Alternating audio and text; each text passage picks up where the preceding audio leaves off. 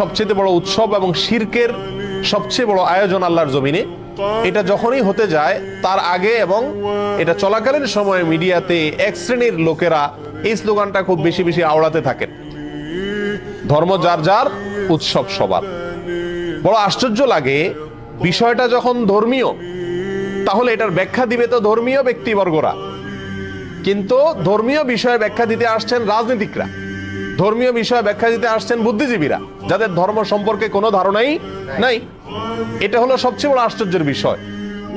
একজন মুসলিমের জন্য হিন্দুদের দুর্গাপূজাতে কোনোভাবে অংশগ্রহণ করা জায়েজ কিনা, অনুমোদিত কিনা, এ বিষয়টি তো সিদ্ধান্ত দিবে ধর্ম বিশেষজ্ঞগণ, ওলামা একরাম, কারণ বিষয়টা ধর্মীয়।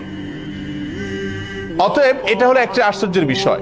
দ্বিতীয়ত হলো, এই স্লোগানটার মতো অন্তঃসার শূন্য, অযৌক্তিক এবং হাস্যকর আর কোনো স্লোগান হতে পারে না। এই স্লোগান যদি যৌক্তিক হতো, এটার যদি অন্তঃসার থাকতো, তাহলে তো এই স্লোগান মুসলমানদের ঈদের সময়, উৎসবের সময়ও আসতো।